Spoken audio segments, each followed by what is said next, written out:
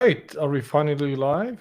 Oh my god, it took forever to be live.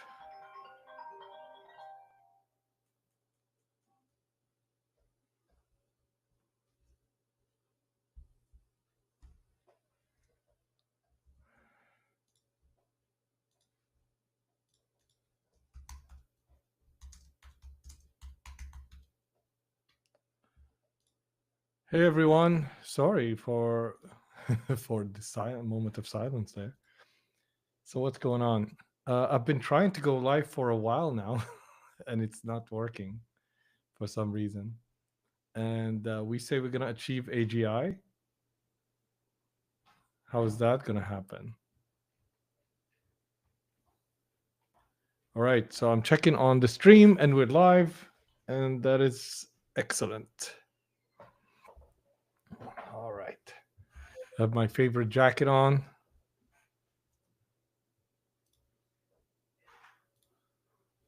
Here we go. What? No, not if you don't want to be live.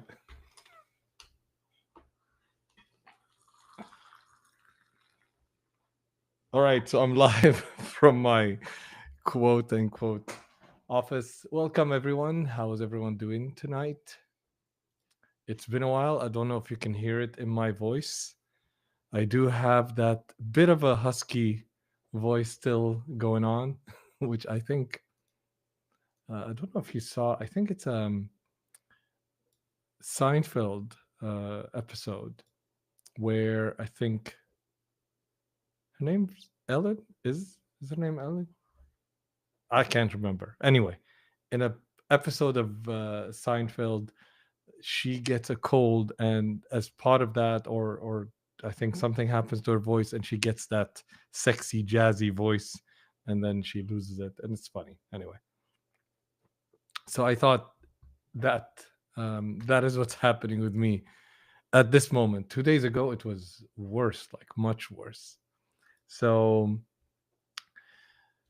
we're finally back. I'm finally back, at least. Thank you for being here. Today, we are going to talk about clarity in chaos. Let me just. I've been, honestly, guys, I've been trying to get this stream up and running for half an hour now. And I don't know what was going on. Like, why is it not going? Why is it not working? And finally, we're here. So I'm just playing catch up with this one. Let's say here, I'm just gonna put the link and I'm just gonna say to people, join me. All right, join me on stream. I'm streaming. To go live on Substack, I have to go live on the phone itself, and it's just too messy. Mm-hmm. All right, so here we go. I have posting on Substack to get the Substack guys on board and Blue Sky. And if you don't follow me there already, please join me on Blue Sky. Oh, I think one of my Blue Sky tweets, I don't know what you call them, Blue Skies, notes, posts, has gone viral. Oh, this is nice. Very cool. I mean, viral compared to to me, to what usually happens. All right.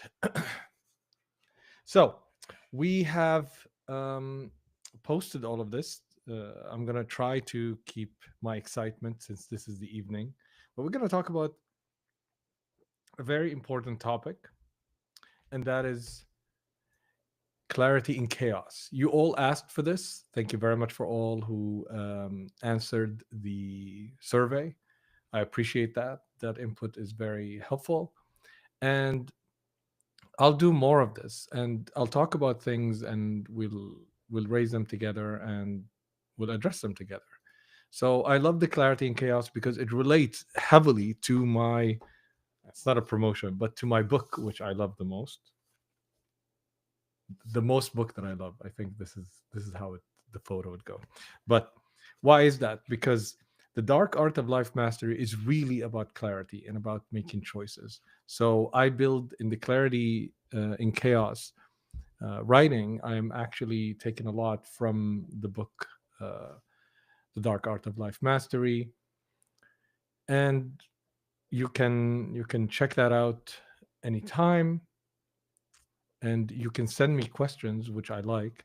And remember to stay in touch with me on Blue Sky, Substack, and LinkedIn, which is now I'm testing this thing, which is I am a LinkedIn streamer. I don't know if there is such a thing, but that is the network. And today we were talking, a friend of mine and I, about why LinkedIn. And I think we can start there just to talk a little bit about this before we jump into that. And I think it relates to the idea of clarity in chaos. Because when things are happening around you, there's a lot of things to do. Like, for example, the different social medias that you must post on. You hear this all the time. You're in business, or you want to build your personal brand. You have to post on social media. You have to be on social media. You have to be on every social media, whatever you can, how many followers you can get. And that is first changing. But we were asking, why LinkedIn? Why do we enjoy LinkedIn more than other platforms? I had a very good following on X, actually, Twitter, I like to call it, before it became X. And I canceled my account there because I couldn't just support Elon in what he's doing. So I think I had like around 11, 12,000 people following me. So, but I canceled that, and because I couldn't stand what was happening there anyway.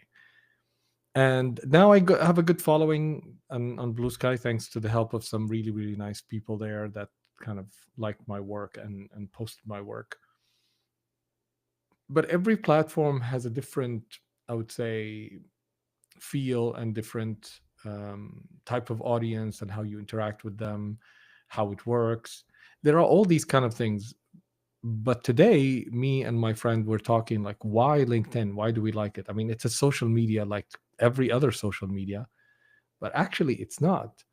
I The point I raised was that on LinkedIn, you know the people, and I do mean different things. Number one, you know the people. Like, there are people I do know personally in real life, and I've been connected to, and I've some of them I worked with.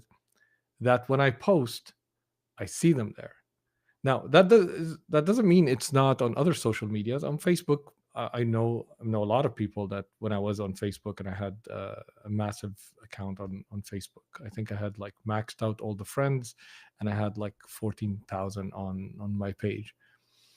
Um, and they're more like family, like friends circles. But here, people, as in you know them professionally. You can also get to know them because you know their profile. You can actually see if somebody said something. You can connect and open their profile and see the context of where they come from. Except when you do that, let's say on Twitter, or X, or any of them, you find the bio, but that's about it. Unless if they put a website and they guide you to where they are, so you really don't know. A lot of them don't have these. Um, they don't have names that will that you get to know them, and that's part of, let's say, why they do it. Part of the beauty of the internet is sometimes the anonymity. But I would argue on LinkedIn, it's much better to know the person. And also, you are in somewhat talking in front of the your other professional friends. There is something to anonymity, and I'm not knocking it off. It has its place. But I think people are shittier when they're more anonymous. And in some ways that is fine. Sometimes you do need to be that, but I think in other ways I want to know how people behave when they're surrounded by their fellow professionals. That shows me how they would show up at work. If you behave anonymously, in a certain way, you will not show that behavior in real life most of the time. Like shit posting, you will not shit talk people all the time. But the way I see you communicate within a semi professional context, especially now that LinkedIn is becoming this place where we discuss anything and everything, and people are raising issues, which is I'm extremely happy about.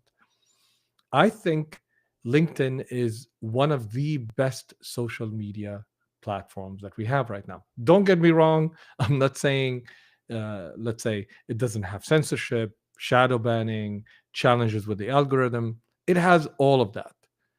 But if you compare it to any other social media and where I want to be, I would rather be on LinkedIn.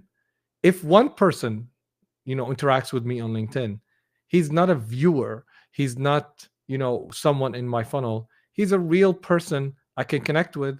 I can send a message and say, hey, what did you like? So almost any conversation is valuable, whereas on another platform you have to gain numbers in order to feel any meaningful thing.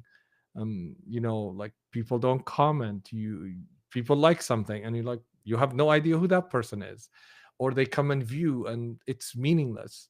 So I think, funny enough, even though LinkedIn is about professional and business and numbers matter in business, in LinkedIn there is that aspect, and I hope they preserve it, that and I hope they don't destroy it like the other social media companies did. There is that element of, you have a semi personal connection and there's the possibility of a personal connection with someone. Like I can go right now, if I go on LinkedIn and I say,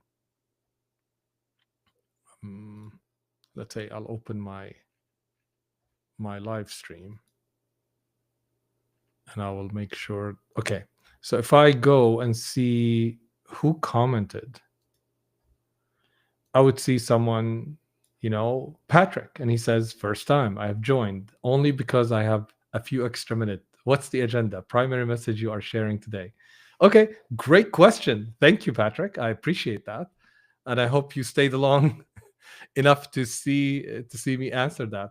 But this is Patrick. Like I know who he is. I can click on his uh, you know uh, link or his profile.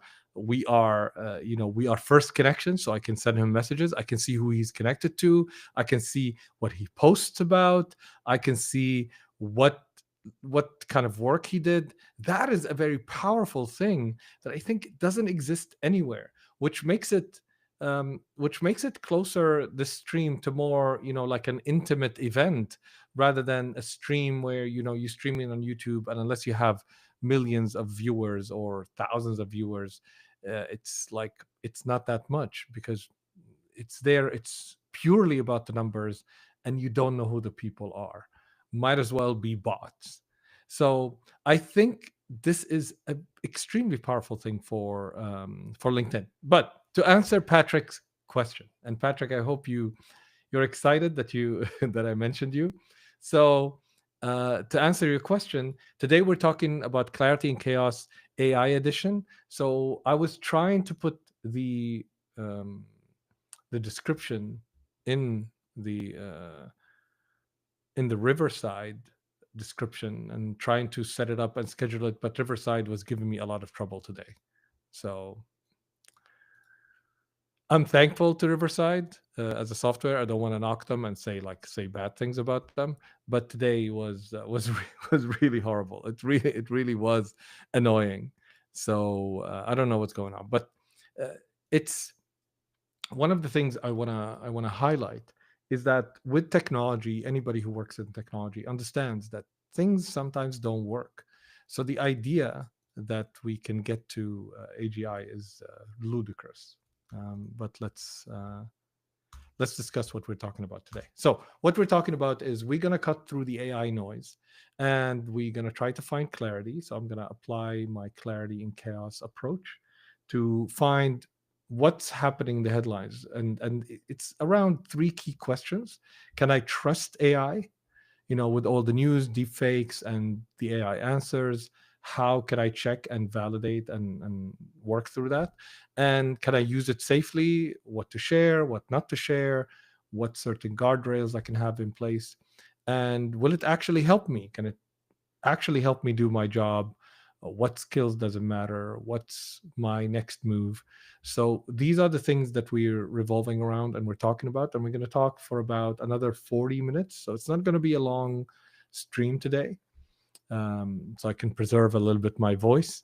And I'm intending to continue to stream on a regular basis and longer hours, so that we can have longer conversations. But it depends on you. It depends on what you send my way, the questions that you asked, and if this is adding value. For me, it's extremely important that when I do this, I do it so I can add value, not to, let's say, be famous.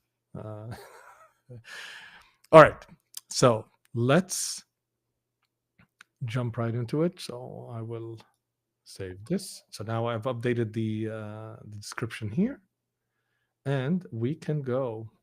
AI, good topic. No rush.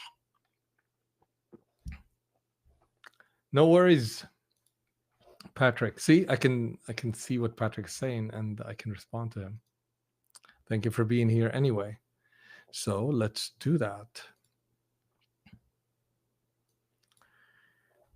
What we're going to do today is I'm going to use my iPad because it's a lot of fun. And we're going to go to Miro, and I'm going to answer the questions with visuals. Something I really like to do. So we're going to open a new board. Just want to be a clean new board, nothing there. And we're going to name it Clarity in Chaos.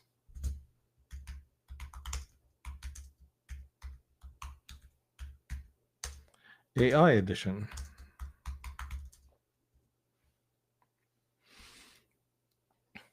And let's make sure we have access before we share.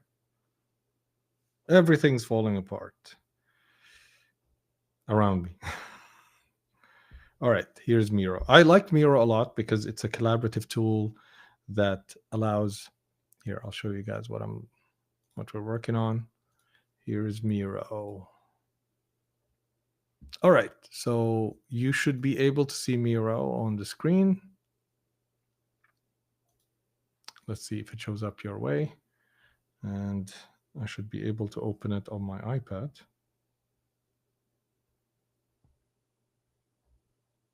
Oh, there we go.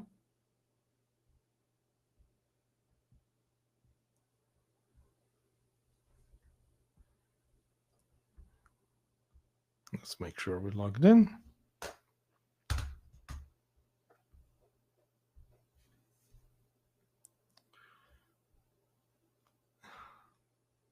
I usually have too much security, which is great and good hygiene.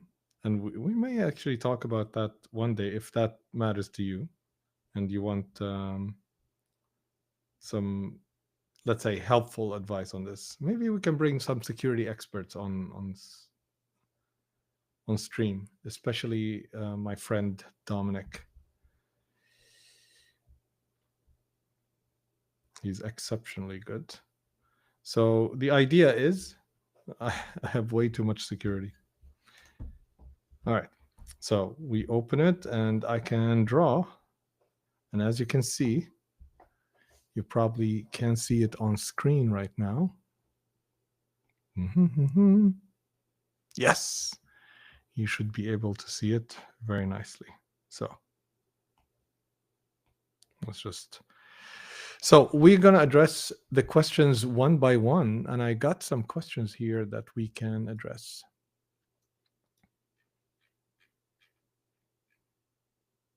Okay.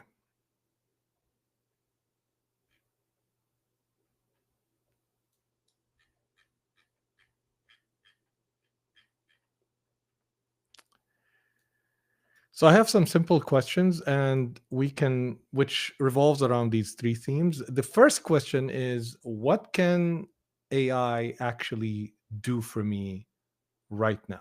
So this is the first question. What can AI do for me, actually do for me right now? So to answer this, I have to explain a little bit how to think about AI. And I think that will help us really have some shared language around that. So hmm, let's okay. So that's what I really don't like about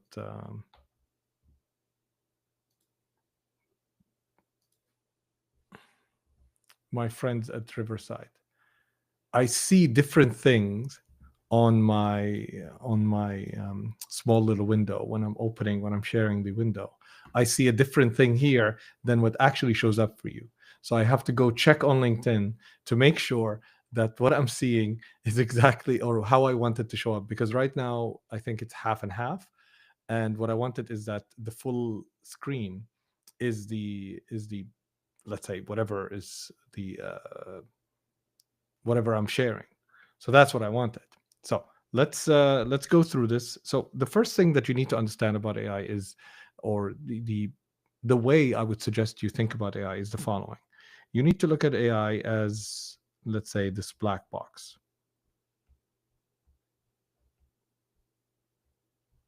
Okay, so this is AI.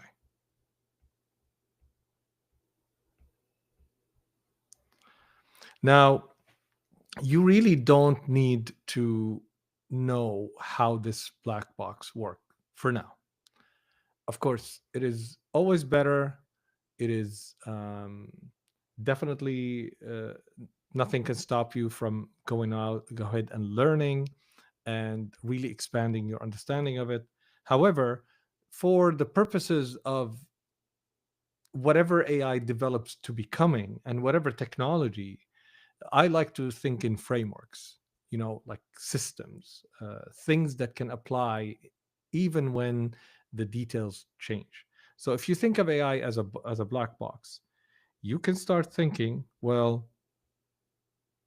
I have an input to the black box and I have an output and I have what the black box can do. And for me to be able to use this system,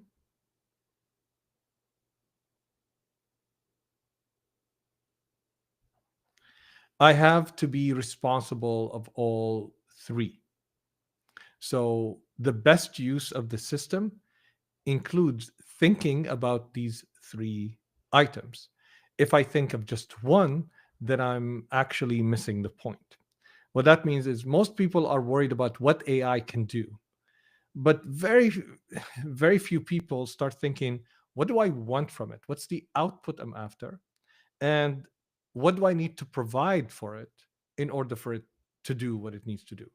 And that's why the conversation sometimes kind of in my opinion goes off the rails when like AI, can AI do this, can AI do that, can it's like it's like asking what a football can do or what a computer can do. It can do a ton of things. What matters is, what do you want? And that, I think, is the one of the most important questions that is we don't hear it asked many of the time. So what this means for you is that you need to be responsible for all of that. So if we come back to the question and let's say address this question of what can AI actually do for me right now, it really depends on what you want to get done. So instead of listing all the laundry list of everything that AI can do, well, AI can do your content, AI can do your social media post, AI can do videos, AI can do whatever, AI can cure cancer. You see them talking about that. Oh, what did Larry Ellison say? AI will be able to help people behave better because everybody will be monitored. Police will be monitored. You will be monitored. Everybody will be monitored. You will have some sort of socials. Like, it's the same way that we used to talk about decentralization. Well, I didn't used to talk about it in the time of blockchain. And I'm sure there was some sort of term being used at the time of the dot com. And before that, automation. And there's always this amorphous thing that everybody's working towards that is the dream utopia of the industry. I think at the time, um, blockchain, I use blockchain because I lived through that. And one of the reasons we started the company is to counter that BS, which is every time you read you read an article, it's all about, oh, uh, what is it, decentralization. We're going to decentralize the world and get rid of the what is it, the middlemen. And guess who won blockchain? The middlemen. All of the people that are making the top money in blockchain or anything related to digital currency is are usually the people who own the exchanges, which are by definition middlemen. So spare me the AGI. Don't.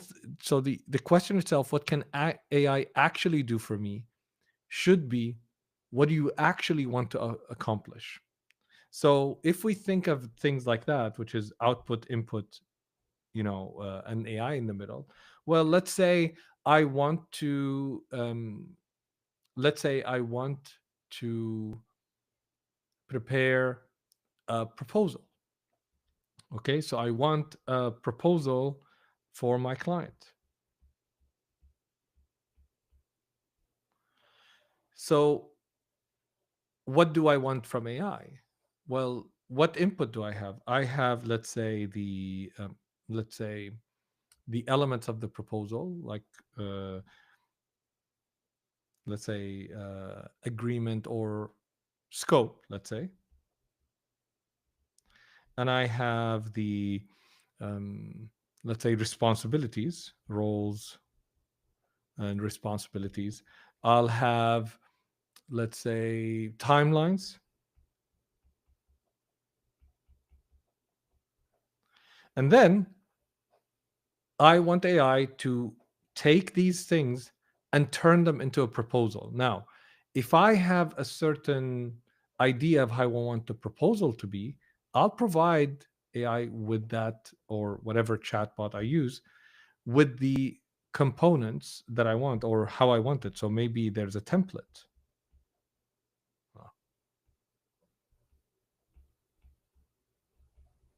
So I give this to AI, that would be my input, and I tell it that I want this output. And then AI goes to work. Now, we'll talk about how it does that and why it does that. But that's what can AI actually do for me? Well, it can help you build a proposal if that's what matters to you. So that's one way I can use it. I can use it for preparing for this stream, where I can write. One of the things that I do is I actually so I want, let's say, the questions. One of the things I did today is I said I want a list of questions, and I wanted those questions to be this is an example of AI how it failed. So I said I want a list of questions that are real and that are, let's say, uh, that people are asking, and I didn't provide it with enough context or information, so it gave me a list of like very bad questions. So I had to do it quite a few times in order to get these list of questions. So I had to give it, let's say, the purpose. I have to is that propose? Purpose. Maybe it's I wrote it wrong. Um, sometimes when I question myself when it comes to typos and stuff, I end up making it worse. So I'll just leave it there. So I'll have to provide it, let's say, with a goal. Let's say it's better. It's easier to write. Now I'm doubting myself. Am I writing goal correctly? Does it happen to you when you doubt yourself? So let's say the goal that I want, how I want it. So I want it like a list. What I want to achieve, etc., etc. List of, so I want to have to define that list of questions that are people will usually ask in their own words, because otherwise it gave me a list of questions that are really geared from my perspective. So I start thinking of these things and what I want, and I want AI to be in the middle. So that is what AI can do. Now, it can also do like a lot of other things, but again, it really depends on what you want it to do. And in many ways, AI is now really general purpose.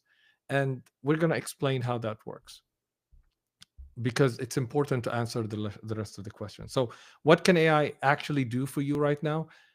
It depends what you really want.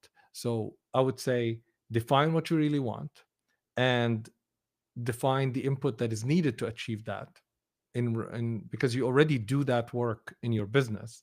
uh, and I would highly recommend, don't ask AI to do something that you don't usually do in your business, and we're gonna explain that. So if we do this, so we talked about AI and what it is here. Right. All right, so we draw AI again, this black box.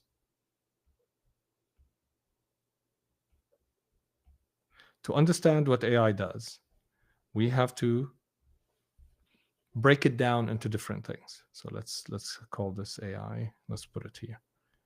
AI. Okay. So AI, as we currently interact with, and I'm not explaining the term AI because it became this amorphous term that means so many things: large language models, algorithms, all of that is AI. So we're not going to break that down, but I think there's a helpful way of thinking about it. The first thing is an I would say a user experience, UX. And what does that mean? In many ways, what defines the power that AI chatbots have right now is the user interface. In the past, as you can see right now, let's say from Miro, if you think of this software of Miro, you will see that you are here. Let's define it here. You will see that it it is a visual, let's say, interface that you interact with it with many different tools. So you have to go press somewhere, you have to press here, and let's say, and extract some templates and stuff like that.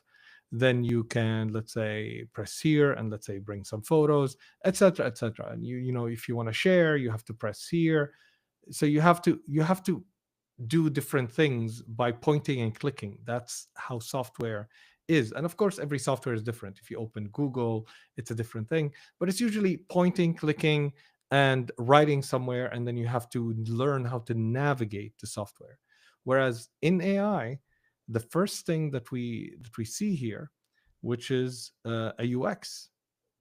And this UX, so I'll just browse it a little bit here. Okay. So this UX, or user experience, is chat driven. All right. So you have to write or put text in it, and it will try to understand what you gave it. This is a complete, like, this alone is a massive win.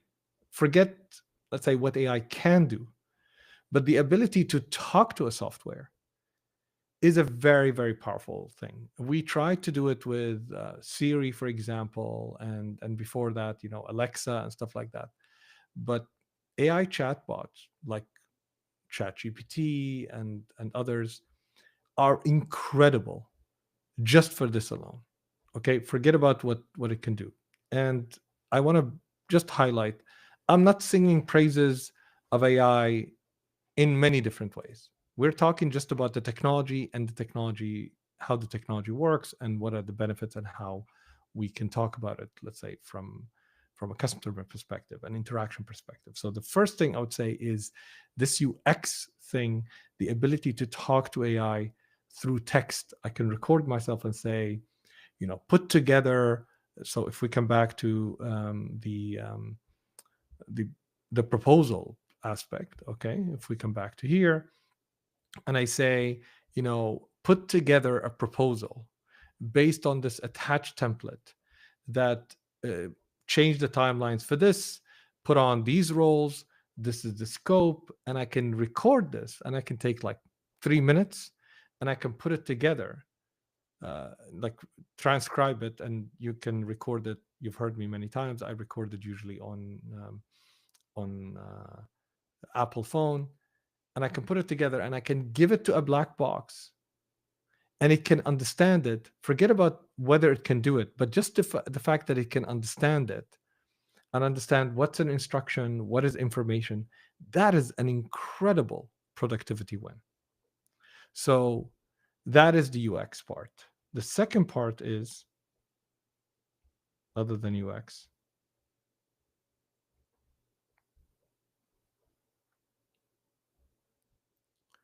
is that AI is um, can really um, take what you give it and expand on it. So you can actually, I would say,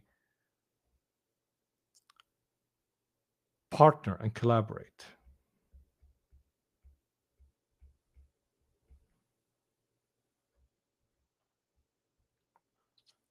So it can bring together different, um, for example, one of the things that I ask, let's say here in the proposal, I say, before, instead of giving it an instruction and say prepare a proposal, I can say I need to prepare a proposal with the following scope, roles, and timelines, and this template. But I'm wondering if we've missed something, if there is something that is, let's say, not clear here. Is there something from the perspective of, let's say, delivery that we may have, you know, uh, missed, or we may not have covered as clearly, or we could have added that will give us an advantage, or that will help clarify whatever it is that the question, I can include that question there, and it can collaborate with me and give me, several options and several ideas and several, let's say, suggestions that I can include in the outcome. All right. And I can, so I have the text based input, and then stuff that I can collaborate and bring to outcome, which can include, by the way, research. And this is like my idea of the world, right? The World Wide Web. So this collaboration can include information from the World Wide Web, and then it can structure it in an outcome that is almost ready. Now, it can do that in some things, in other things it can't. But just the fact that you can move from text to the collaboration to the outcome in such a short time is a massive, massive productivity win. The problem is why we don't hear about this, and why we have to always discuss AGI and whether it's alive or not alive, all of that, is because this will not make AI companies money. If somebody said to you, you know what, there is this software, there is a better UX that you can collaborate with and you can get outcome, don't get me wrong, it's awesome, but nobody's going to pay billions of dollars. They're not going to build companies that are worth trillions of billions of dollars. The same thing happened with companies that built the internet. The companies that built those massive infrastructure and all of these, the backbone of the internet, there's no way that was valuable at the time, like to offer someone email. They had fax, they had all of the things that I'm telling you right now are things that people already do. And while companies might welcome this, and it will definitely increase productivity, but also it opens up several things. Number one, because this is a black box and we don't know how it's doing, we don't know how it's doing these things and what's it's including, And which brings us to one of the other questions: can I trust what it's telling me? The answer is no, and we'll get to explain why. But because it's doing that, this thing cannot happen without the supervision of a person, no matter how good they make it, how awesome. You you have to have someone who's responsible. You can't hold the AI responsible. You can't go into, think of it this way: if you're a company that has stocks in the market, you can't say the AI is telling us, this, investors will not trust you because you're leading by AI. Like, that doesn't work. um, you have to validate your numbers. You have to check. So you always have to have checkers. And I mean, we have humans to check humans work, who check humans work to check humans work. So we have these double check, triple checks. It depends on the validity that we want the information. Now, if I want a proposal, say, then put together a proposal that I want to review so that we're fast. This is amazing because this will give me, something that will speed up my work. I don't have to waste, 2-3 hours putting this together. It can put it in 2-3 minutes, let's say. I'm exaggerating, but you get the picture. So it's useful, but I'm not going to pay hundreds of dollars on it. you know Maybe in the future, but not now. And not to the point that every company in the world will have to buy these subscriptions, and will have to buy them for hundreds of thousands of people in order for for these companies to make any revenue. So nice technology, interesting technology, in many ways important in other areas, but I don't think this is enough of a use case to allow people to say, this is. However, that doesn't mean it's less awesome. The idea that I can talk to an AI with UX is just like the idea of sending emails when we used to send letters. The idea that I can send an email 20 years ago to someone, and in seconds or in minutes or even in hours they receive it.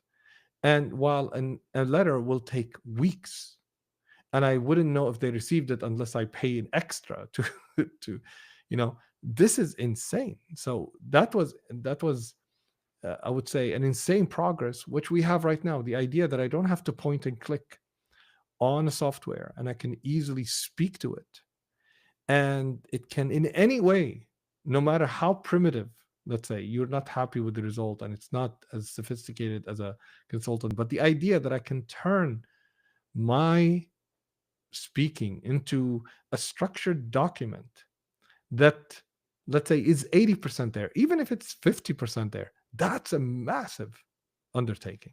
So these are things that this black box can do. So, or this is how it operates, I would say. So if you think about it this way, then the input can be a rich instruction. So that's why I recommend most of the time that you actually record your input. So you do record, let's say, your input. This is like a wave, let's say. So you record your input,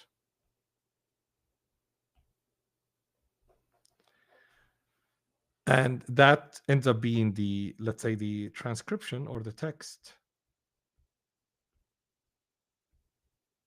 Sometimes Miro fails me a little bit, and that ends up being the input.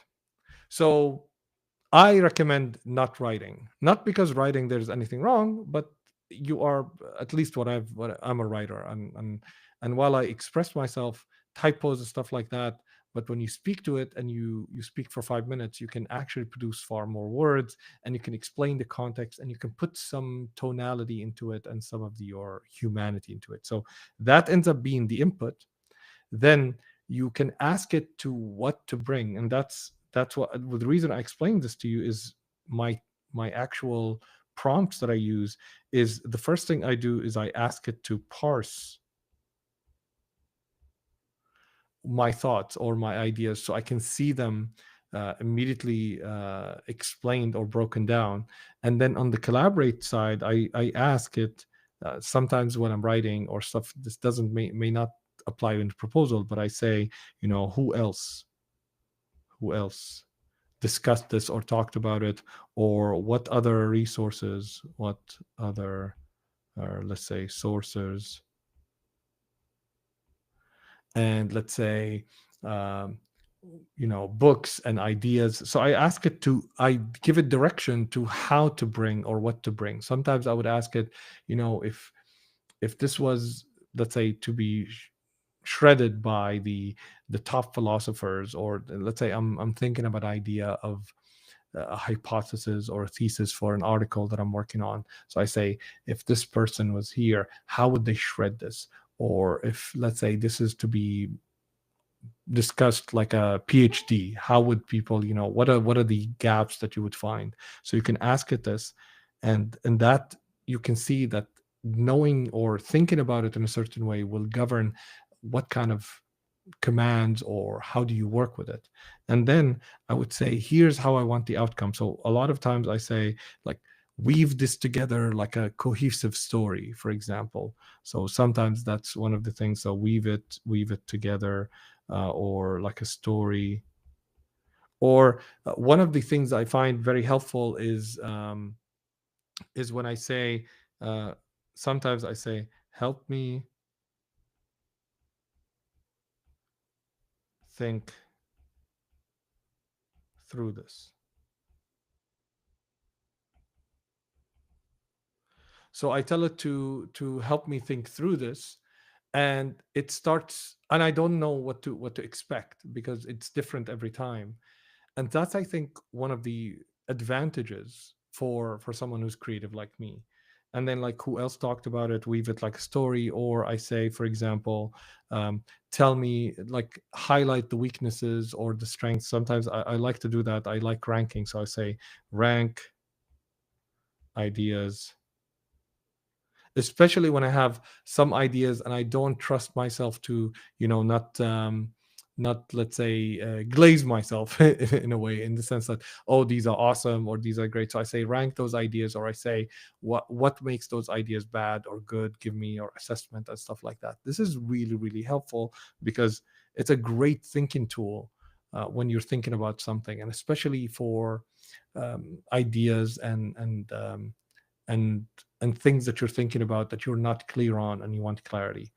And then I would it would give you an output, and the output is usually in the text format. And I do prefer, I use a lot of, I use Midjourney for, let's say, visuals.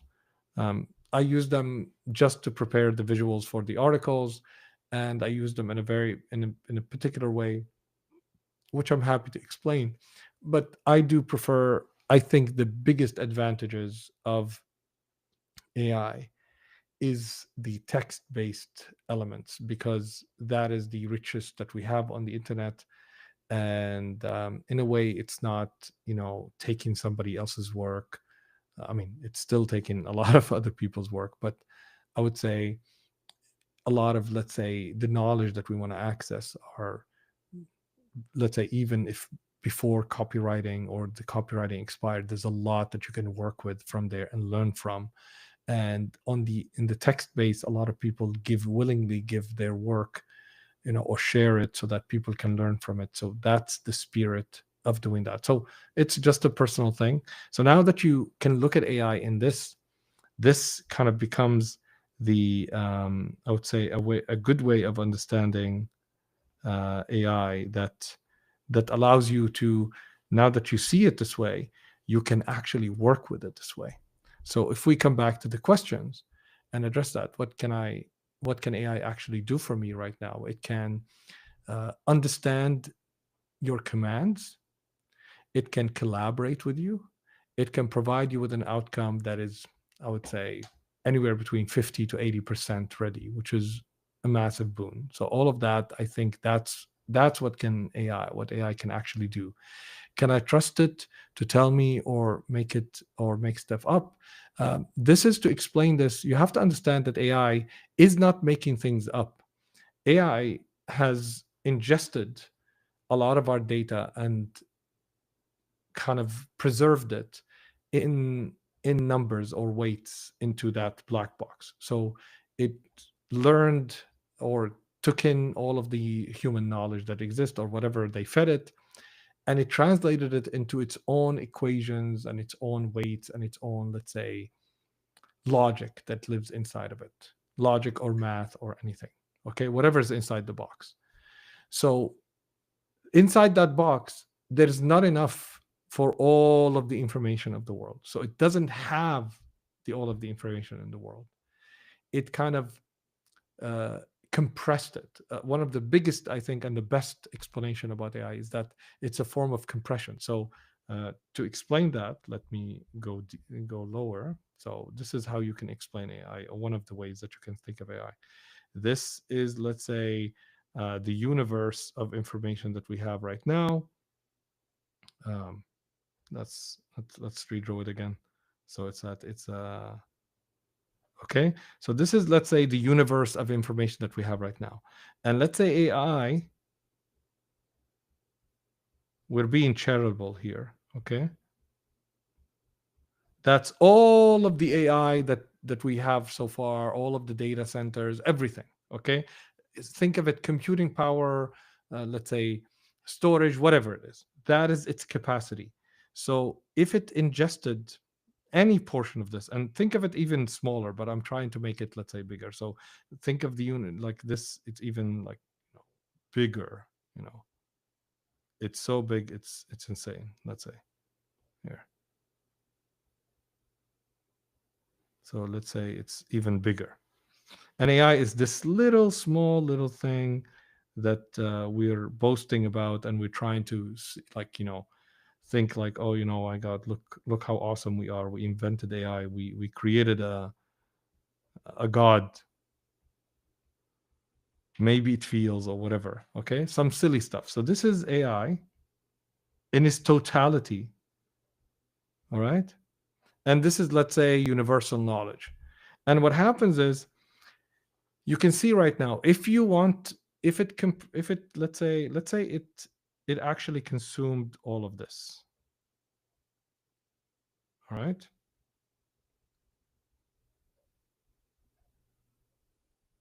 let's say it consumed all of this.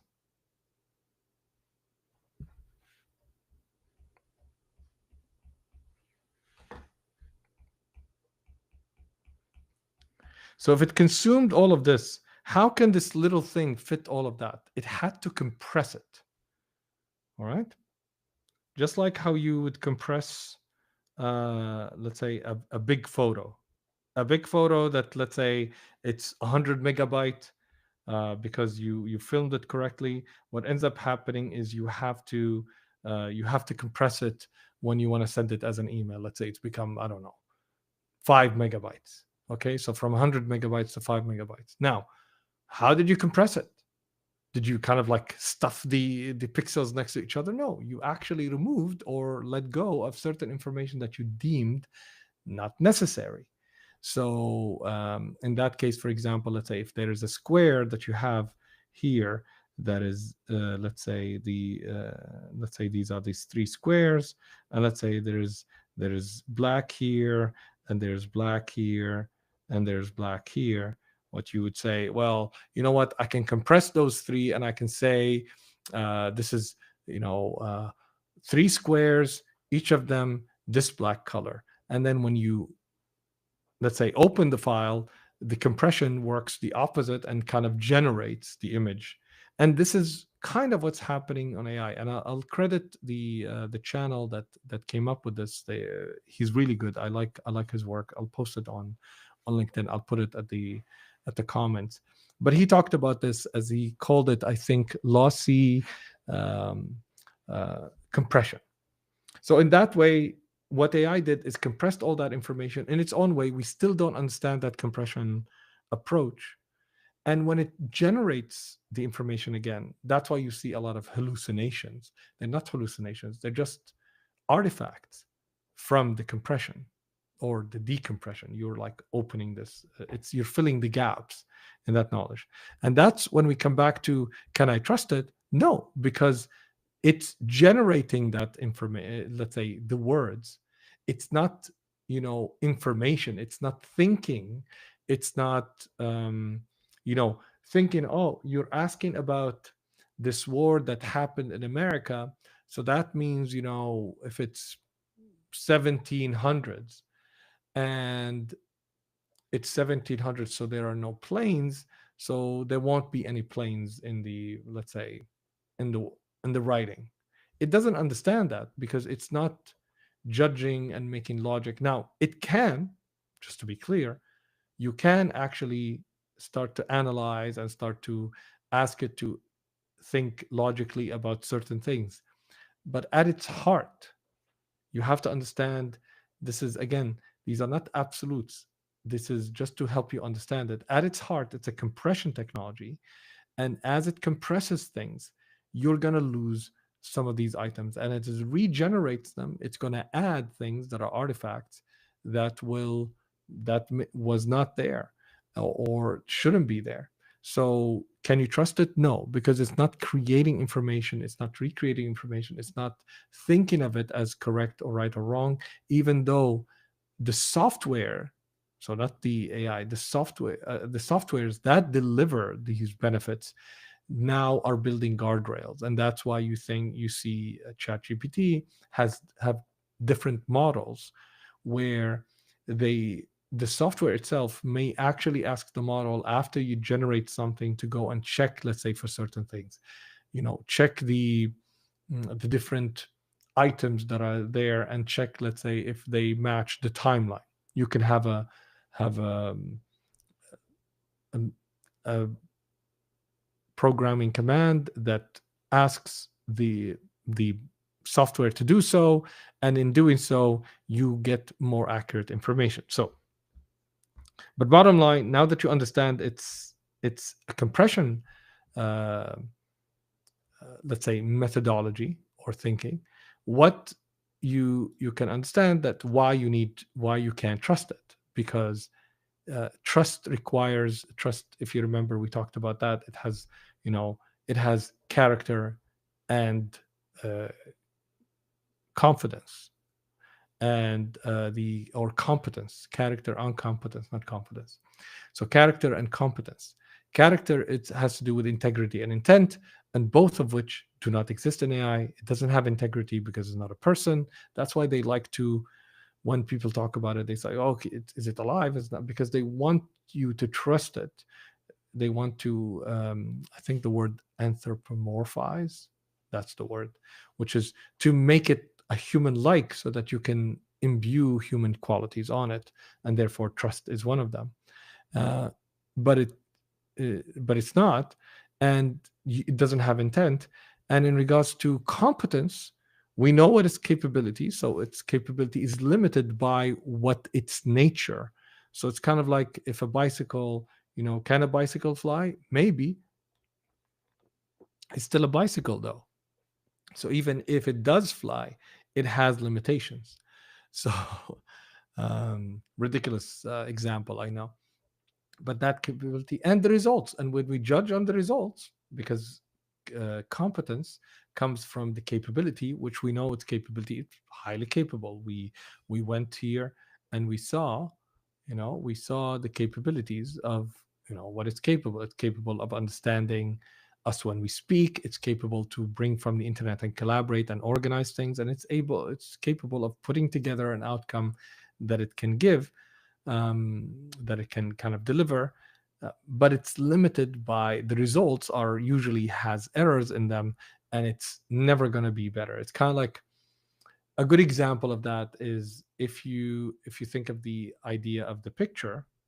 All right, so if we look at the idea of the picture, here is, let's say, a picture before compression. And any of you who've taken a photo before, this is, let's say, pre-compression. All right. And there is the compression, let's say, algorithm, let's say JPEG, PNG, or any of those. Okay. Let's say this is RAW, which is, I think, a format that you take while you, let's say, when you film, and it has as much information. RAW, I think, is the raw data that is coming. I may be wrong about this. I maybe invented it completely. RAW is the raw information that is coming from the sensor, or as much as possible of that information. I think that's what RAW. And then let's say you have JPEG. which is a form of compression. So this is compressed. So if you have this compression, and this is, let's say, 100 megabytes, and this is, let's say, 10 megabytes, there is 90 megabytes that are lost there. You cannot recover those. Like we talked about these pixels, but the pixels next to them can be, let's say, gray, and then let's say white, and let's say a different shade of gray, and then because of compression, so let's say this is gray, this is, let's say, a different shade of gray, this is a completely different shade of gray, let's say, or different color.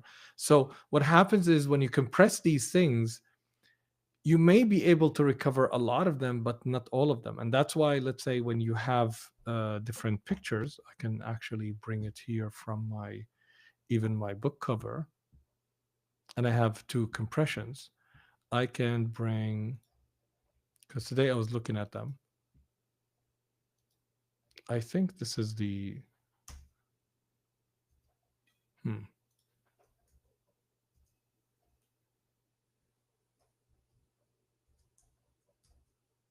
okay.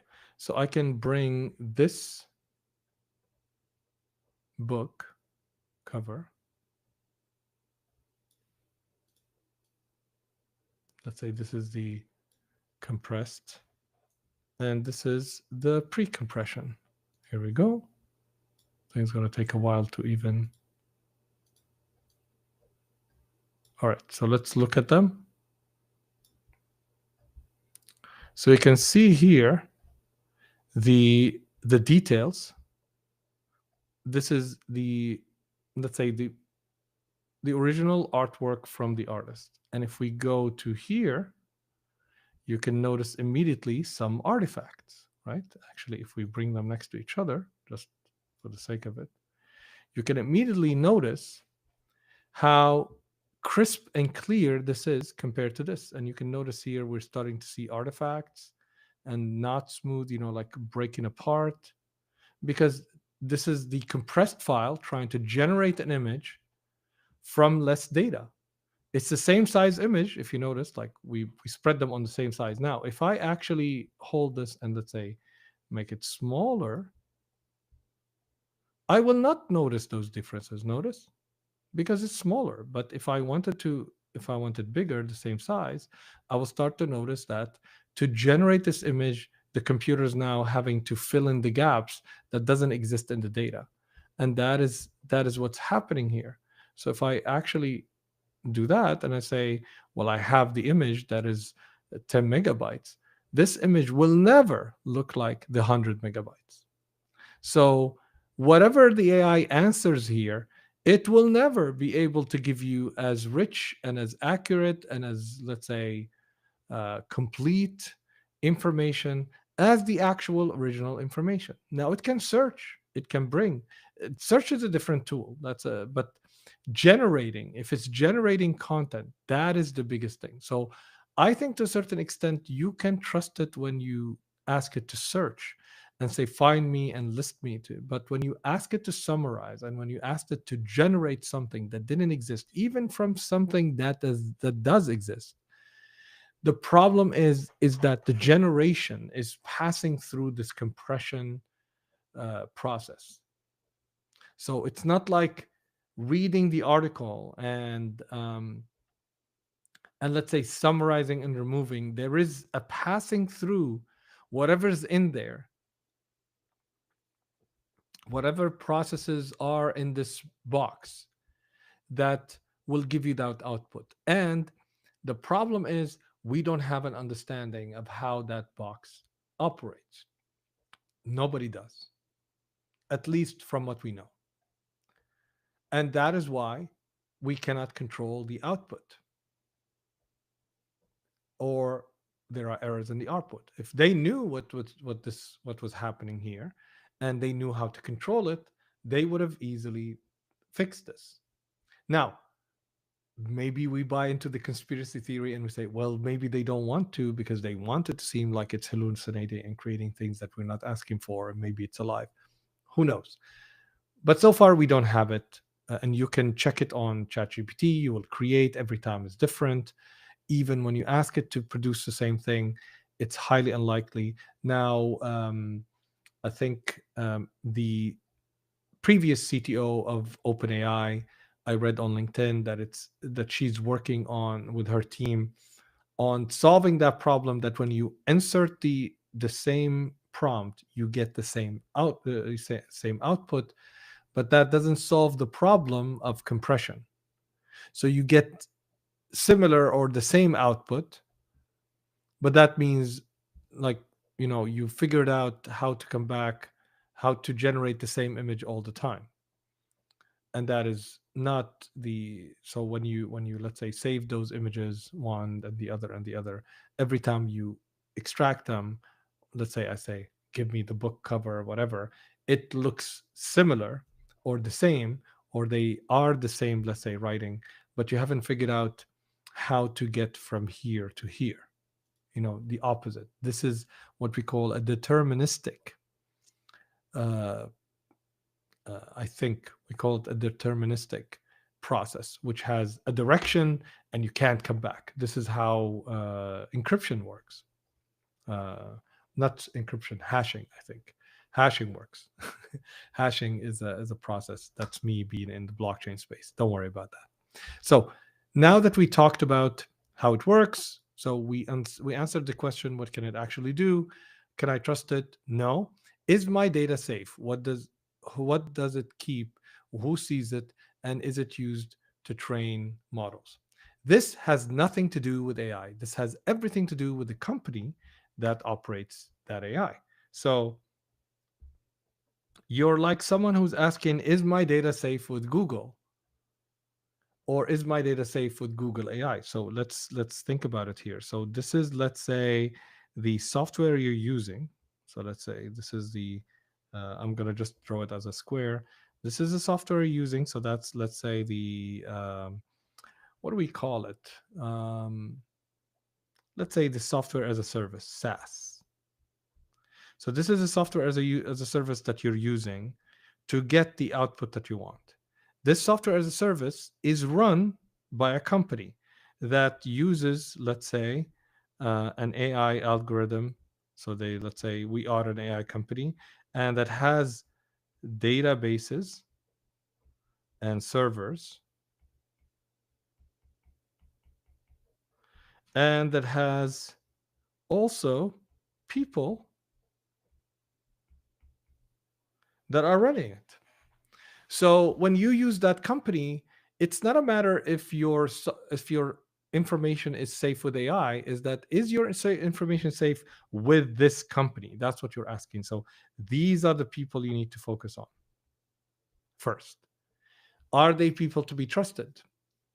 What was their behavior before? So did they make promises? Because that's before whether the technology allows it or not, or whether the technology is strong or not, whether it is protected. That's a different question. The first question is, can you trust these people to not steal your data? And if you can't trust these people to do that, then all of the technology is moot. But let's say if you trust these people, then the question is, are they using technology that are penetration, or safe from a cybersecurity perspective? So do they have something that can stop the attacks of, let's say, malicious actors? Okay, so these are, let's say, malicious actors. All right. So these are malicious actors that are trying to get there. So that's then, what are the tools that they're using, and are they being honest about that? And then you can ask, does the AI that they use, is it, let's say, an outsource, let's say coming from another company, let's say, that you can't trust, and has, let's say, storage, and has people, and has a different, let's say, AI. So let's say this is OpenAI. So are you using a company that is using OpenAI AI algorithm, in this case ChatGPT? And if that's the case, then you don't just have to trust that company, you have to trust the other company that is involved. So I'm trying to explain to you that this question has nothing to do with AI, and it should be asked In the same way you ask of any software they use. Right now, we're using Miro. Can I trust Miro with my data? I just uploaded my book there. Will it take it? Will it ingest it? All of that. Then I'm asking those questions here. So the people, and of course, the people include underneath it, like what are the terms, what are the privacy terms, and are they going to change them, and all of that. So you can look at that. So when you ask that question, you have to look at it not just because it's AI, but because it's a software company, and because it is a company, you have to ask yourself the people and their policies, the technology they use, and then the AI algorithms they use. And do they use it for training? They shouldn't. And they should have some of. I think even OpenAI has it where remove my data from using it for training and stuff like that. Then the question is, can you trust those people? Sometimes we people say the same thing about Google. Like anything used on Google, your emails and stuff like that, Google has access to it. The same thing with Amazon. You put your products there, and Amazon can actually take, let's say, your numbers and replicate and create and direct, let's say, the traffic to somewhere else. So there are all these kind of questions that are not related to the technology or the AI part of the technology. It's related to the company and its practices. And then are they using great technology, which is that's when you read about, did they have breaches, did they not, what are they doing, what is their tech stack when it comes to security. So that's important when you think about these things. So let's see what the question after that. Will AI take my job or help me do it better? So now that you understand a little bit about AI, we come back here. Um, does your job involve any of these? So to give you an example, before, I would say, spell checks, there were such a thing called the spell checker. That was a real person, somebody you'd give your stuff to, and they will spell check it. Right now, copywriters do it as well. So there is software that replaced a person. Now, um, do I trust a spell checker more than a person? I would say doing 99% of the job, yes. And let's say before it was 90%, 80%. However, we've all seen the challenges that we see with the spell checker, right?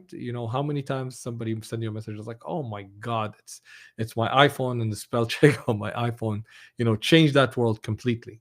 So does it do the job? Most of the jobs, I would say yes. Does it do a great job or a 100% trust job?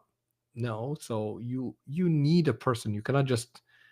You will not have a company of one, let's say. I mean, you can, but it will not work. Somebody doing everything with AI, and this idea that I hired an AI agent that does this and an AI agent that does that, and all I have to do is press one button, and everything. I write one thing, and this AI agent turns it into a YouTube, and now I'm monetizing, and I'm getting thousands of dollars. And this AI agent will run to the supermarket and do that. Now we may get there, but I would imagine, like, also you have to understand that there are a lot of things that we can do technologically, but there's no point in doing them. So because you already know how much costly this AI thing is, it's immensely costly, and it doesn't look like it's going to be less costly, because it's not like this is awesome as it stands, but we want better. We're going to use AI now, and we want better, and we want more, and we want, and at a certain point it's not going to work out, like uh, unless we reduce, unless everything's green energy, and unless it doesn't hurt people and destroy or pollute and stuff like that, and it doesn't consume our water. But I don't think that's going to happen. From a technological point of view, yes, I'm sure AI can become something incredible, just like any other technology. I mean, don't go anywhere different. Like, don't go, um, I would say, far. Don't go far. I'm trying to look at the word. It's too late. So, iPhones, like, the iPhone is a miracle. This 40 years ago? Yeah, 40 years ago. This thing, the power of this thing was a building. 40, 50 years ago, to generate the power or to do the compute, to have the storage that this phone has was a building.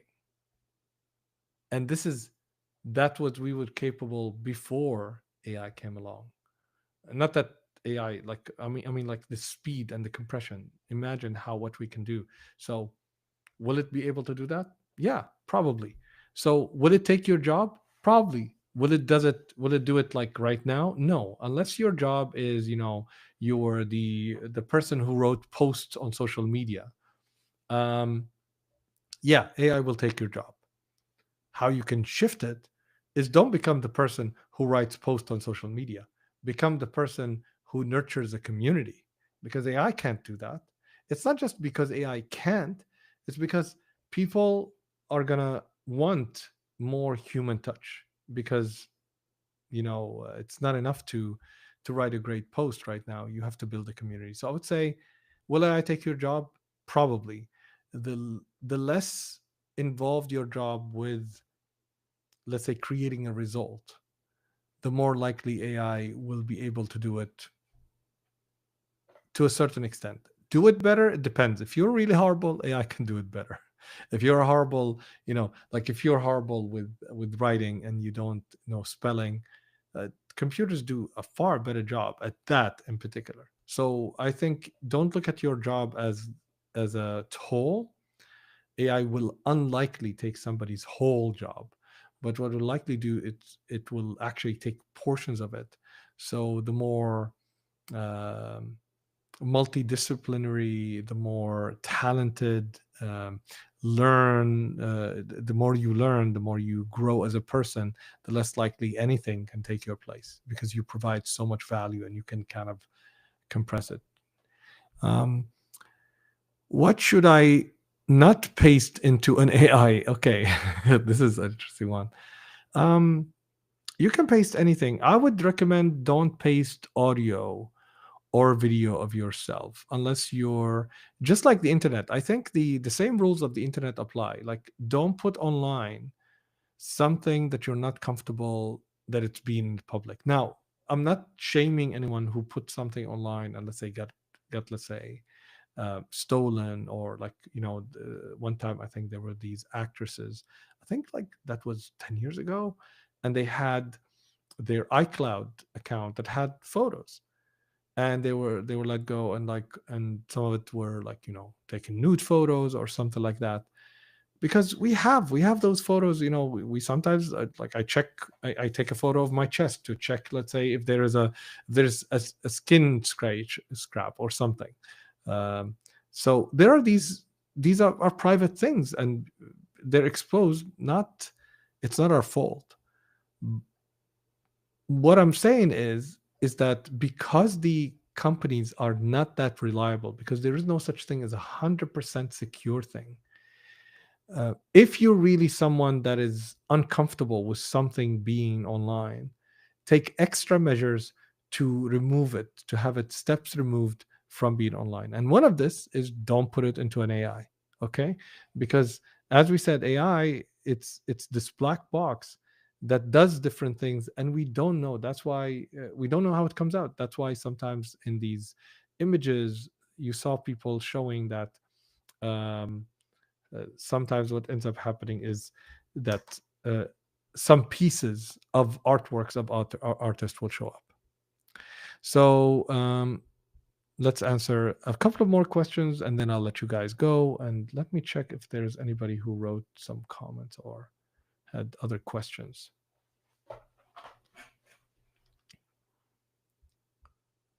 All right.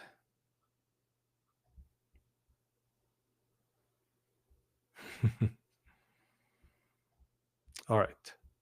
You can simply drown in the comment section. So, what should I not paste? We already answered that. How do I quickly check if an AI answer is legit? Okay. Legit it carries a lot of weight here. So, what I would say is the same way you would approach, I would highly recommend that you don't think of AI as something magical. Approach it in the same way that you'd approach anything. Imagine notice here that we looked at the people that are involved, the technology that is involved, and let's say what did they use to supervise that technology, the softwares they use on top of that technology or they involve, and who they're connected to, and similar fashion. So really the logical thinking about anything does apply in AI. It doesn't go away. So if we come back to what should I not paste in AI, because it's software and software is online, you should not paste anything that you're not comfortable with it being online. Um, that is why even when, let's say, there are photos, try not to give those photos on, let's say, to multiple services, and to have them, sometimes Facebook asks you, hey, do you want me to access your photo library, and to prepare them to be great posts and stuff like that. And if you look at the fine print, you may find things that you not like. Maybe they using it for training without letting you know. Maybe it's an extra step that they put. I don't know. So you need to be careful, and logic does play a role in thinking about this. So if you say you want to check an answer is legit, how do you do it in real life right now? So if you are, let's say, you have something here, you have information that are in a document, right? And you have, let's say, that document, and you want to check that document. What do you do right now? Well, you give it to somebody to check it, right? So you give it, let's say this is production or writing, and this is where you actually say, well, I have, this is checking, and let's say what it is here, check, check, check, check. So this is, let's say, proofreading or checking. Now, if this is a document that holds a lot of value, and it's, let's say, a contract that has millions of dollars on the line, okay? One of the things I'm noticing is OpenAI is doing something with ChatGPT, because it keeps on working on its own. I don't know what's going on there. I'm just noticing that, and it's creeping me out. So you, let's say, do what we call in business double check, right? Double check. So if that's what you do in work, why not do it when you're using AI? Why change that process? Again, if we come back to how we think about that, you have to think of the input that you have and the output you have. So if you want, let's say, more accurate output, you have to have a certain kind of input, and you have to use a different kind of cube, maybe. So the way I would do this is, let's say, if I have the writing done by a certain AI, I will check it with a different AI. So let's say I would call this AI chatbot 1.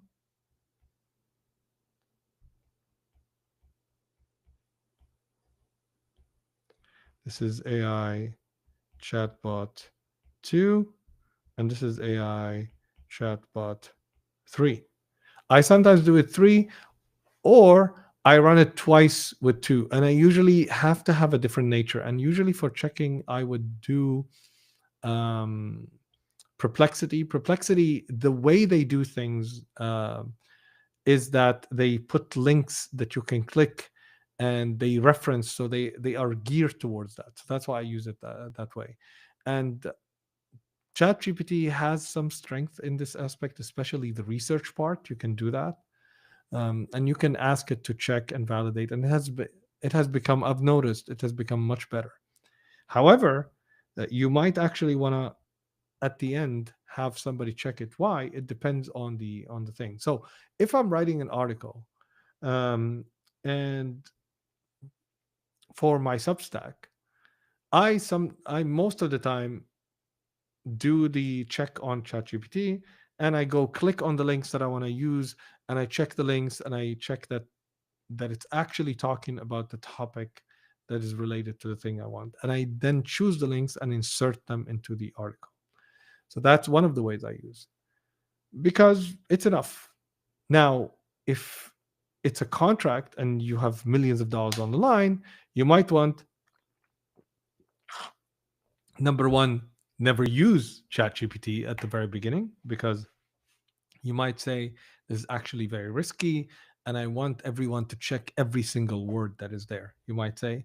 Now, or one of the ways that you develop is that you actually do several, let's say, drafts, and you, let's say, and you insert them into a process where you vet and you validate and you do that. So you can actually develop a process based on the outcome that you want, and you test it time and time again. Don't test it with, so don't test AI with the first contract that's $100 million contract. Test it at simple things until you expand the trust in it. So trust requires time. This is, let's say, the trust, um let's say, chart, and this is how trust grows. So you have to take the time to use a software or something before your level of trust should grow, because that's how we deal with humans. And it's a good measure. You don't just throw something and just take it as it is for the interest of speed. So I would say, ask yourself, what are the processes right now? What is at stake? What is the objective that I want? And then you decide how, what to use it for and how to use it. And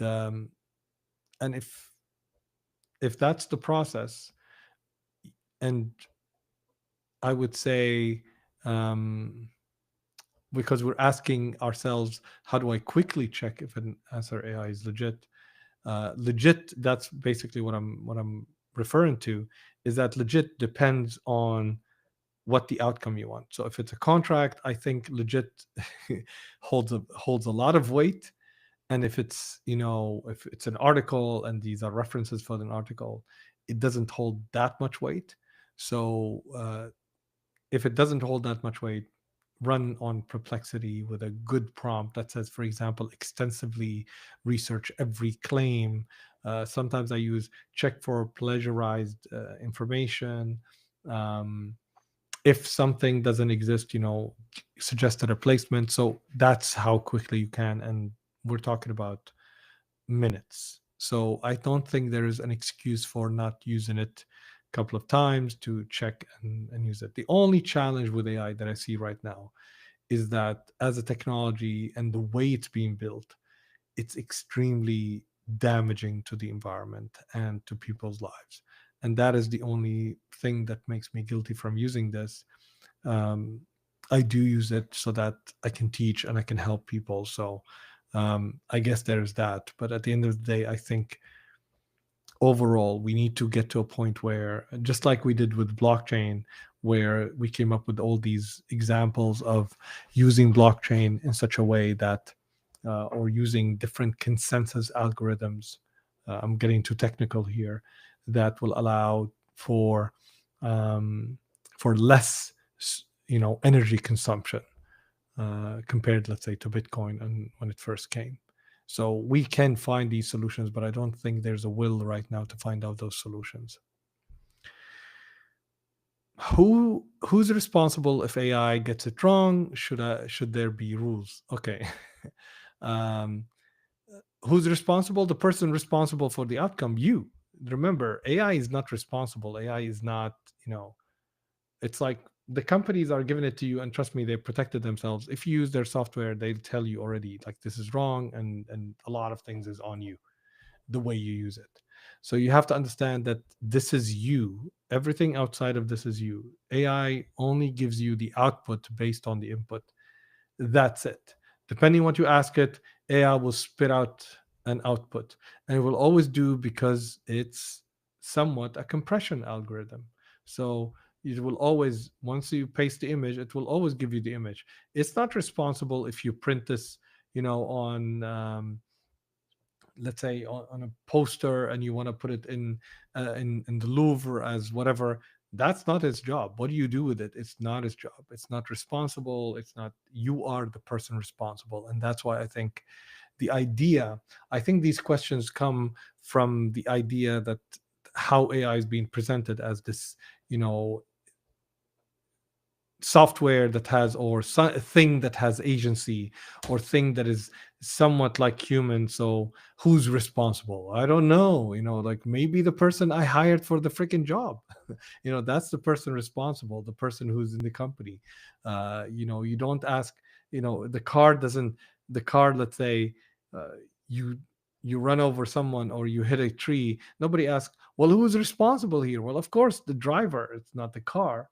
And even if the car is on auto drive, um, well, is it the car responsible? Is it the auto driver responsible? No, it's either the owner of the car that was there and chose to use, or the people that made a promise to say, well, if you use uh, autonomous driving, you can use it completely and you'll be fine. Go to sleep.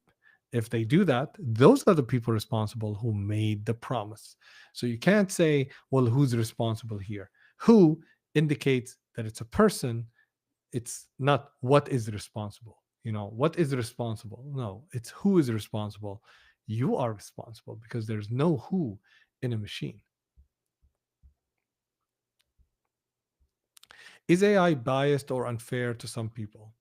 I would say the information that the AI has inside of it, all right, comes from our information, and we are biased, so the information is biased. So it depends on the information that is being used.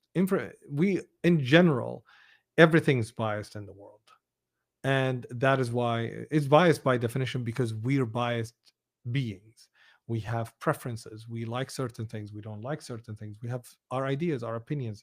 So that I would say um, unintentional bias or unconscious bias goes into everything we do. However, or and these information and whatever is on the internet is by definition biased, because certain people don't have the same access. The people who had access to the internet in the early 2000s are not people who are living, I don't know, in Damascus, Syria, for example, because I was there. I didn't have the chance to build a Wikipedia or add information or stuff like that. I didn't have any information. We didn't have any information about the Arab world, for example, or about Arabic artists, which is something I worked on. So that would be missing. So by definition, the information that the AI has consumed has a bias towards the languages that have the most content out there, the kind of content that people have written the most, the kind of people that have participated, the kind of people that programmed, because they programmed based on their knowledge and their background. So there's bias in every level of this process, in every way. Like how the UX, even there's bias right now uh, in AI because of the input. The input is UX, is based on content that you write and the language that you speak. So if you speak Arabic or you speak Latin, nobody speaks Latin. If you speak Spanish, if you speak, I was thinking Latino, so I was like, it's a Latin. That's funny. Um, if you speak, I don't know, French, will it express yourself? Will you express yourself the same? I know, for example, in Arabic, for sure, I will not be able to make as precise of um, let's say prompts like English prompts. English, because most sciences are written in English right now, English is a far more precise language than the Arabic language. In Arabic, there's uh, for everything there's a 200 words that don't get me wrong. There's a lot of people that are working on it and working on translation and working on recreation, especially in advanced technology. But the Arabic language is a very capable language of absorbing and kind of growing with the need. At the same time, uh, there it is a unique language where there is, one everything that you describe, let's say a sword or a cup, may have several descriptions of it. Does that impact how the AI understands that language, or how the, like software translates or interacts with it, uh, it will. And does it impact it that I speak English at a certain level and somebody else speaks English in a different level? Yes. So there's bias even in the input, not necessarily before, not necessarily in the software itself, but even in the input and how the input is kind of um, understood. And then in the way it collaborates, when it goes out to the world, it's biased by what's available.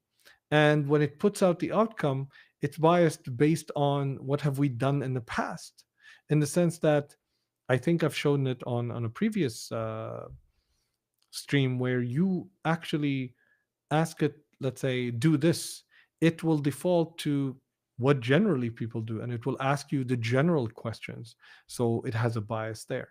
So does it have bias? Yes, because bias exists in the world. And the way that we design software, there is bias. Even when we don't want it to be biased, there is bias.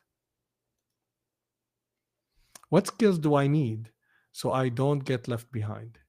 You need to be better as a person. Now, what does that really mean? Um, let's use AI for this. So let's say you are building a business plan. Here we go. You want to build a business plan.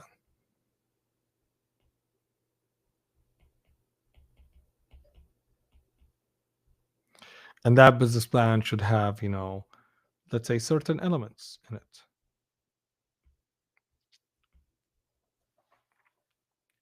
So what skills do you need to build a business plan? Supposedly with AI, you can just ask AI. Oh, I'm just going to draw it as a not a square because the cube is takes longer. Supposedly, you can just tell AI build me a biz plan, and AI will respond, and ta-da, there's a business plan.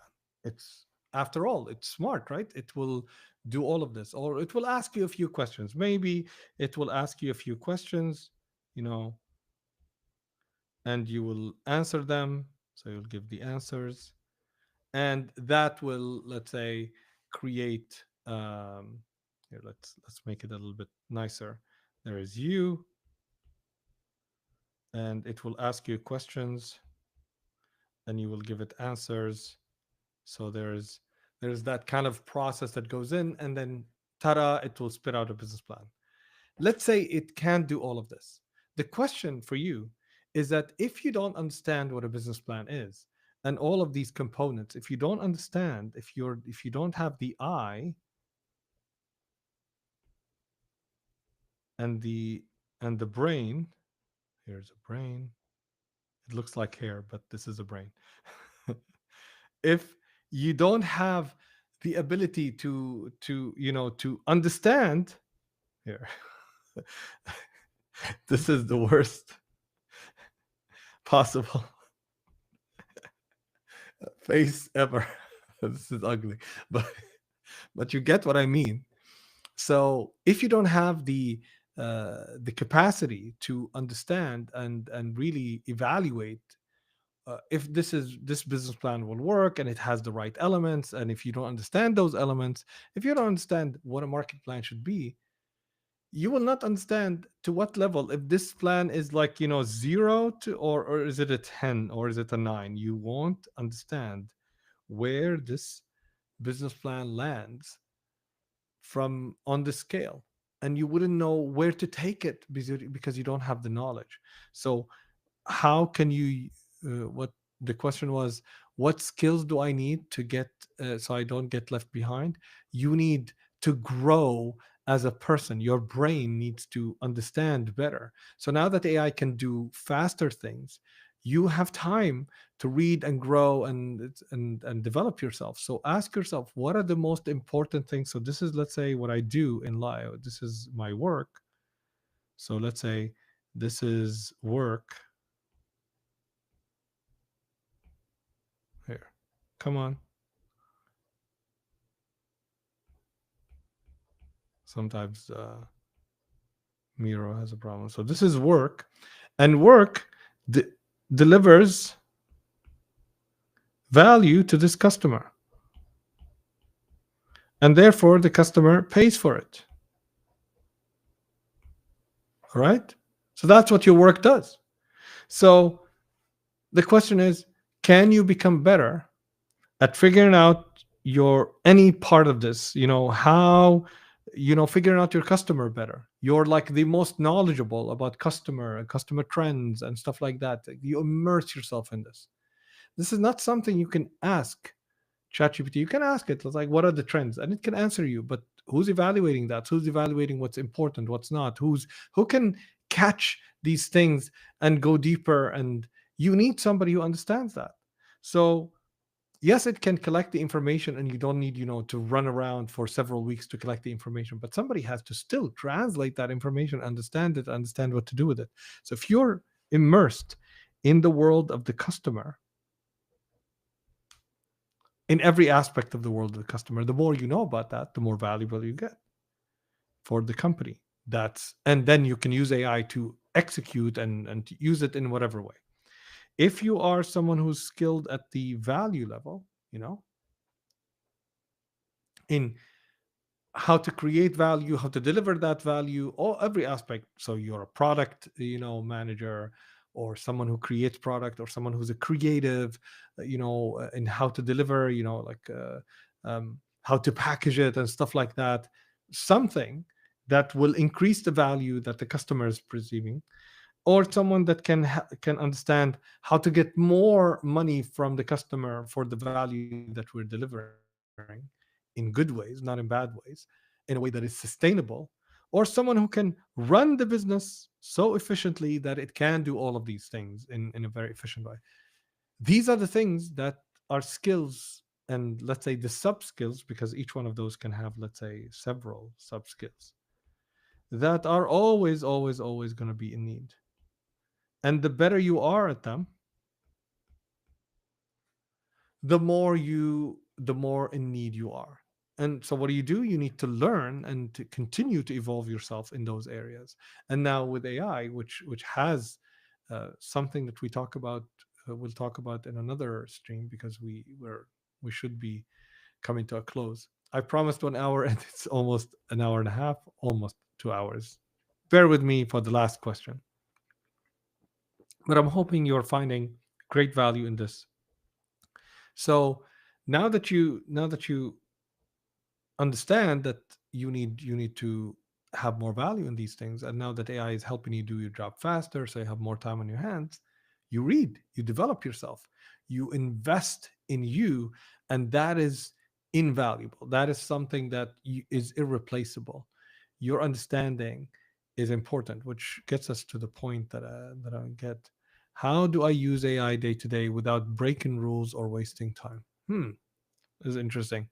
Breaking rules, I mean, don't invade somebody's privacy. I mean, like, it's actually, if you remove AI, how do I not break rules and waste time?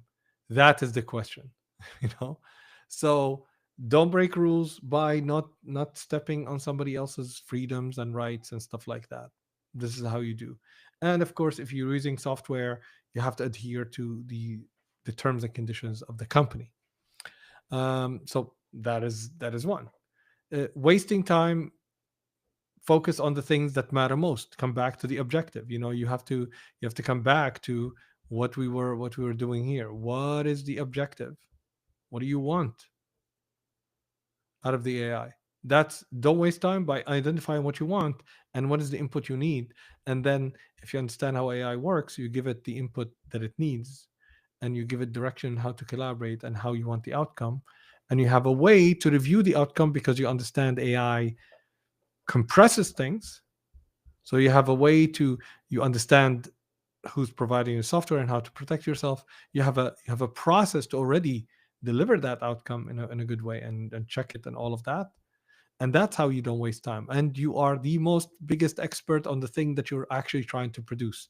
So one of the things that drives me crazy is that someone, who doesn't know anything about social media, goes to AI and say, create for me some social media posts. Okay, but are you going to evaluate, like, oh, make it viral, make it a viral post? It's like as if AI gonna, I mean, like, it's gonna follow. Remember, AI only ingested and learned what is out there, so it's gonna follow a version of that, or a version of what people say should go viral. But that doesn't mean it's gonna go viral. You know, that something is a completely different animal, we can talk about one day. But you need to be that person that understands that. So if you're a social media person, understand social media, understand what attracts people, how to engage and all of that, and have a sense for it. And the more you are, AI can help you right now, because you can say, hey, I want you to do this. You don't give it like, give me 10 posts and then you evaluate. You say, this is how I want it. I want you to come up with this. I want you to string these things together. Hey, I think these ideas need to go together. And it can be your ally doing this, but only because you know what you want, and because you're the person who was most skilled about that. So finally, we get to the end. The I want to One way to think of AI is like to think of it like a rocket ship or a rocket. So it is extremely powerful, and it can take you to, you can actually, you know, I'm running out of battery. It can take you to either another galaxy. Is that a galaxy? Sounds like a galaxy is usually like this. Or it can take you to a planet you want, or a solar system. All right. Another solar system. It can take you different places.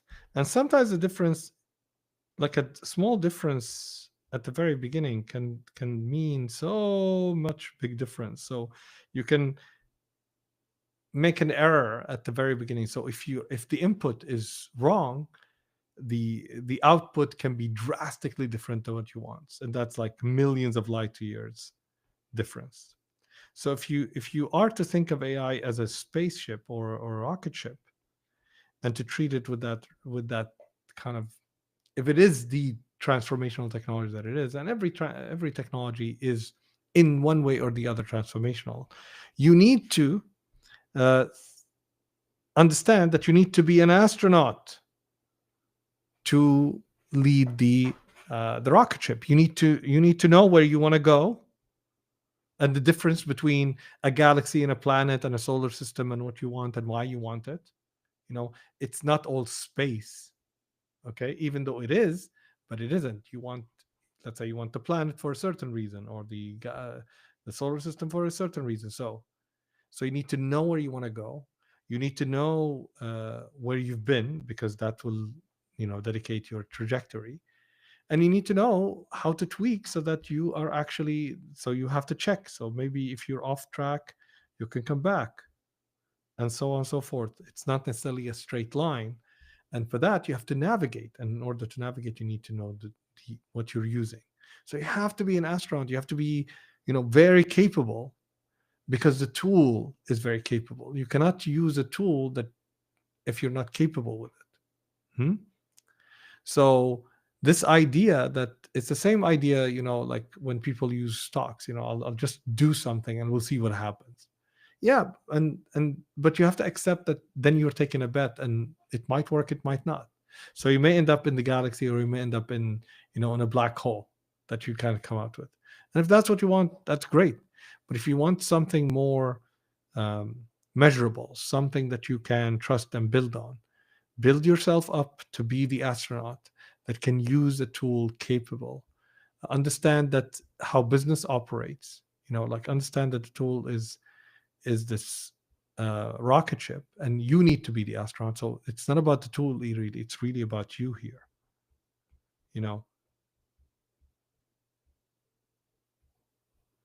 it's about you being the astronaut. Here you are.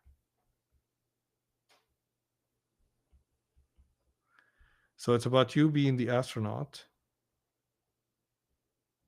Here are your shoes. That's the most important person. You is the most important thing in the whole thing. So you develop yourself, you understand how the ecosystem and how things work in the place that you want to make the biggest difference. You have to be capable of judging the output in that system. So you have to develop your skill set and mindset to that level. You have to have processes to make sure the quality is good. You have to know who you're dealing with and how do they do business, what are their laws, what do they use, all of that. And you need to understand that AI is not magical. It's a in one way it's a compression algorithm. I mean, again, I'm not saying that's what it is, but in one way, and that's one of the reasons why it will make mistakes. It doesn't have all the information in the world. It has some of the information and it ingested it and it turned it into these weights and algorithms and stuff. Its biggest advantage that it has a brilliant UX. It can collaborate and it can put together an outcome. And at the end of the day, it's really about you having an objective for what you want to achieve and knowing where you start. And then you let the black box do things and you try it a few times until you get it right. So I hope this is really helpful for you guys. And I hope you got a great value. And if you did, make sure that you come to the workshop that we're having, well, an event actually, that I'm going to put in. I should have been more prepared for this, but let me pull it up. Okay.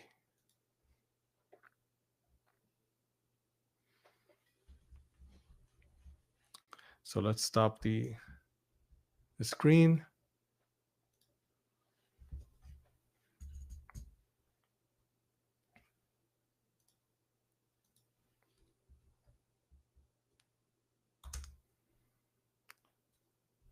All right, here we go.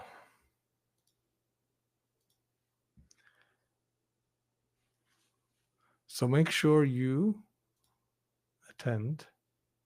This is going to be awesome.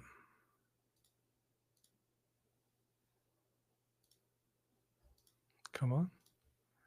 And here we're sharing. All right. So you would go to the Unleash AI for Business Summit. It's series 14. And what I like about it is that it has many different perspectives. First of all, it's free. So you can join it free. It's a live event. It's where 30 speakers are coming. So I think it's awesome. And it's in 7 days. So next week, guys, this is an incredible place to go. People discussing all kinds of things, from prompt to like these are the speakers. Where is it, Bob? I think I have the speakers here. I'll just quickly. So you can see here are the speakers. So you have speakers from all kind of industries, different backgrounds. I like that. These are some of the events that I like because what it does, it really gives you an overview. So it's a good place to start, I would say. And one of the things that they forced us to do is that everyone needs to give. So there's what I liked is I liked how they approach me. It's like, okay, strictly no selling. So we are not coming here to sell someone on a course or something. So strictly no selling. So it has to really add great value to people. And the second thing is they want that you give a gift for people that are coming in. So that's why they're saying there's a value of gift. So I really like that, and I think that is important that you have 30 speakers or over 30 speakers that are coming to add value to you from their own perspectives. And I like these because in one day you can get so many different perspectives and sparks ideas. That's one of the reasons why I like to go to conferences. So I really like that they're doing this. Don't miss out on it because it's free. I'll put the link in the uh, in the comments. And thank you for being here. Hopefully, this was fun for you as much as for me. I like to explain these things, so keep sending those questions. And have a great evening. And hopefully, my voice was not that bad. So see you guys tomorrow. Bye for now.